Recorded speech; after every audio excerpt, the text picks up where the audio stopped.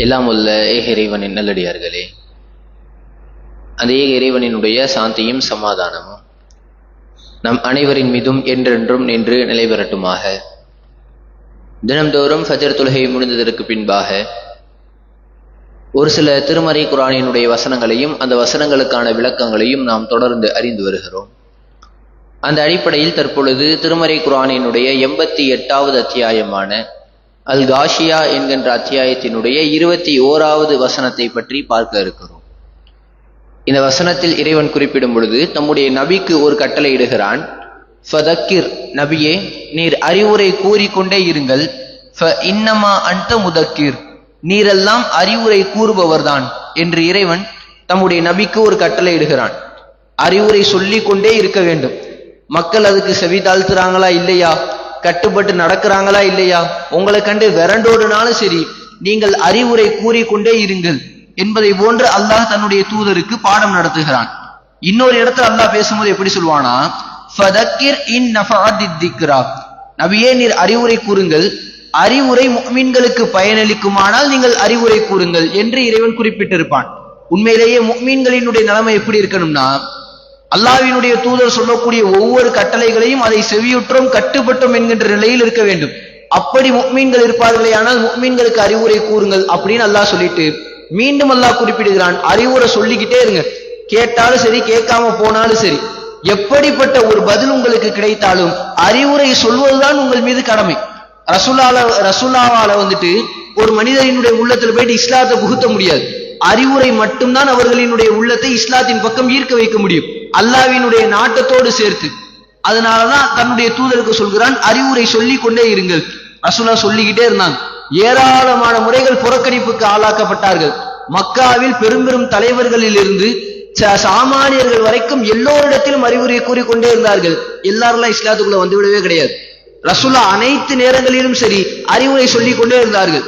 நூஹ் அலைஹிஸ்ஸலாத்து வஸலாம் அவர்களை பற்றி அல்லாஹ் திருமறை குர்ஆன்ல குறிப்பிடும் பொழுது நூஹ் நபி அவர்கள் குறிப்பிடுவார்கள், இன்னி தஅவ்து கௌமி லைல வ நஹாரா, இறைவா என்னுடைய கூட்டத்தை நான் இரவுலையும் அழைத்து பார்த்துட்டேன், பகலிலும் அழைத்து பார்த்துட்டேன், பகிரங்கமாகவும் அழைத்து பார்த்துட்டேன், மறைமுகமாகவும் அழைத்து பார்த்துட்டேன்.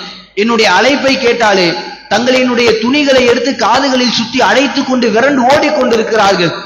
இப்படிப்பட்ட பதில் கிடைக்கும் பொழுது தூதர்கள் அவர்களினுடைய அழைப்பு பணியை நிறுத்தியவே கிடையாது. ஆனால் இன்னைக்கு நம்மில் பல பேர் எப்படி தெரியுமா, ஒரு தடவை சொல்லுவோம், 2 தடவை சொல்லுவோம், அதிகபட்சம் 3 தடவை சொல்லுவோம், அதுக்கடுத்து சொல்ல மாட்டோம். நம்முடைய கடமை நிறைவேறிடுச்சு என்பதை போன்று அமைதியாக இருக்கக்கூடியவர்கள் தான் பலரினுடைய நிலைமை. ரசூல்லா ஒரு சில அறிவுரையை பார்த்தோம்னா காலம் முழுக்க அந்த அறிவுரையை சொல்லிக் கொண்டே இருப்பார்கள். ஒரே ஒரு அறிவுரை நபிகளாரினுடைய நபித்துவம் ஆரம்பித்ததிலிருந்து மரணிக்கின்ற வரைக்கும் எப்பொழுதும் பார்த்தாலும் அந்த ஒரு அறிவுரையை சொல்லிக் கொண்டே இருப்பார்கள்.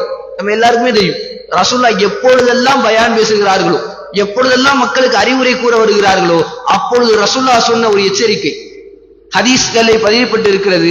இதா ஹதபன் நபியு ஸல்லல்லாஹு அலைஹி வஸல்லம், ரசூல்லா பயான் பேச ஆரம்பிச்சா இஹ்மர்ரத் ஐனாஹு, நபிகளாரினுடைய 2 கண்களும் செவந்து விடும். வ அலா சௌத்துஹு, ரசூலுல்லாஹ்வினுடைய சப்தம் உயர்ந்த நிலையில் இருக்கும், சப்தமாக ரசூலுல்லாஹ் அறிவுரை கூறுவார்கள். வஷ்தத்த கல்புஹு, நபிகளாரினுடைய கோபம் உச்சிக்கு இருக்கும்.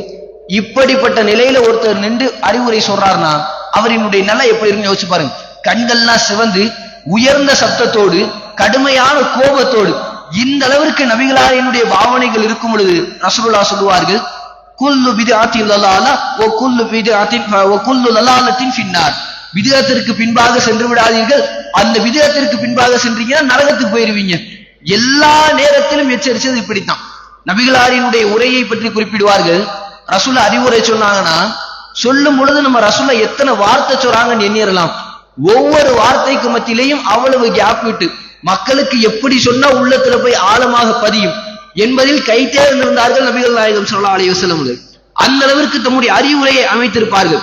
எல்லா நேரத்திலும் அறிவுரை கூறிக்கொண்டே இருந்தார்கள். தமக்கு முன்னிலையில இருக்கிறவங்களுக்கு மாத்திரம் ரசூல் அறிவுரை சொன்னதே கிடையாது. நம்ம இங்க சொல்றோம் இவர் இஸ்லாத்தை ஏத்துக்குவார், நம்ம இவருக்கு சொன்னோம்னா இவர் இந்த பாவத்தை விட்டு மீண்டுருவார் என்பது நபிகளாரினுடைய நாட்டமா இருக்காது. ஒரே ஒரு எண்ணம் என்னன்னா அறிவுரை சொல்லணும், அது நமக்கு கடமை. அறிவுரை சொல்லிக் கொண்டே இருந்தார்கள். ரசூலுல்லா ஒருத்தருக்கு அறிவுரை சொல்லியிருப்பாங்க, அந்த அறிவுரை பல மக்களால் கடத்தப்பட்டு வேறு யாரோ ஒருத்தவங்க இஸ்லாத்தை ஏற்ற வரலாறுகள் எல்லாம் ஏராளம் இருக்கிறது. அபூதர் ரலியல்லாஹு அன்ஹு நம்மில் பல மக்களுக்கும் தெரிந்திருக்கும். இவருக்கு ரசூல் அறிவுரை சொல்லவே கிடையாது. இவராக நபிகளாரை பற்றி கேள்விப்படுகிறார். இவர் ஒரு தொலைதூர பகுதியில் இருக்கிறார். அங்க ரசூலுல்லாஹை பற்றிய செய்தி பேசப்படுது. இந்த மாதிரி மக்காவில் ஒரு மனிதர் வந்திருக்கிறார், அவர் நன்மை ஏவுறார், தீமை தடுக்கிறார், உறவை பேணி வாழ சொல்றார், மக்கள்கிட்ட இருந்து திருடக்கூடாதுன்னு சொல்றார், நல்ல ஒரு ஏகத்துவ கொள்கையை எத்தி வைக்கிறார். இந்த அறிவுரையை ரசூலுல்லாஹ் வந்துட்டு அபூதருக்கு சொல்லவே கிடையாது. மக்கள் மூலமாக பரப்பப்பட்டு அபூதர் அவர்களினுடைய காதுக்கு வருகிறது. அவர் மிகப்பெரிய ஆர்வமாய் அவர் அதை முழுமையாக கேட்டு தெரிந்து கொள்வதற்காக மக்காவிற்கு வருகிறார். இப்படி ஏராளமான நபித்தோழர்கள் நபிகளார் அறிவுரை கூறிக்கொண்டேதான் இருந்தார்கள். அதனினுடைய பின்விளைவுதான் இன்றைக்கு இந்த உலகத்தில் 200 கோடி இஸ்லாமியர்களாக நாம் அமர்ந்து கொண்டு இருக்கிறோம். ஆனால் நம்மில் பல மக்கள் எப்படி தெரியுமா, நம்மளே சொல்லுவோம், அவர் உங்க நண்பர் தானே, தொழுகாம போய்கிட்டு இருக்கிறார், அவர்கிட்ட சொல்ல வேண்டியதானே. நானும் பல தடவை சொல்லி பார்த்துட்டேன், ஒரு தடவை சொல்லலாம், 2 தடவை சொல்லலாம், எத்தனை தடவை தான் சொல்லிக்கிட்டே இருக்கிறது, அவரெல்லாம் கேட்க மாட்டார், நானும் கூப்பிட்டு பார்த்தேன், வர மாட்டார் அப்படின்னு சொல்லி நம்ம கைவிட்டு விடுவோம். இந்த குர்ஆன் வசனத்தை நாம் எடுத்துக்கொண்டு யாரினுடைய நிலைமை எப்படி இருந்தாலும் சரி, நம்முடைய குடும்பம் தௌஹீதுல இல்லையா, நமக்கு ஆரம்ப காலத்துல இருந்து சொல்லிக்கிட்டே இருந்திருப்போம், ஏகத்துவ கொள்கை இல்ல, இணை வைத்துக்கிட்டு இருக்காங்க, ஷிர்க் வச்சுக்கிட்டு இருக்காங்க, தர்காவுக்கு போய்கிட்டு இருக்காங்க, சொல்லிக்கிட்டே இருக்கணும். 1000 தடவை சொன்னாலும் நம்ம சடைவடைஞ்சிடக்கூடாது. பல மக்கள்கிட்ட இருக்கிற இன்றைக்கு இருக்கக்கூடிய ஒரு மைனஸே இதுதான், சொல்லிக்கிட்டே இருப்பாங்க, கேட்கிறவங்க சடைவடைஞ்சா பரவாயில்ல, அவங்க கேட்டுக்கிட்டே இருந்துட்டு இவன் இப்படிதான் சொல்லிக்கிட்டே இருப்பான் அப்படின்னு போனாங்கன்னா கூட பரவாயில்ல, சொல்லிக்கிட்டே இருக்கிற மக்களுக்கு ஒரு சடைவு ஏற்பட்டுரும். எத்தனை தடவை தான் சொல்றது, சொன்னாலும் அவங்க கேட்க மாட்டாங்க என்கின்ற ஒரு நிலைமைக்கு வந்துரும். சொன்னால் கேட்பார்களா மாட்டார்களா என்பது நம்முடைய கையில் இல்ல, சொல்வது மாத்திரம்தான் நம்முடைய கையில் இருக்கிறது.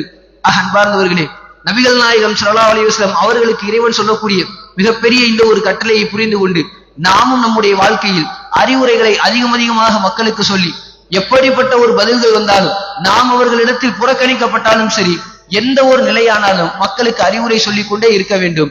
அதன் மூலமாக அவர்கள் ஏற்றுக்கொண்டால் நமக்கு இரட்டிப்பான நன்மையை இறைவன் வழங்குவான்.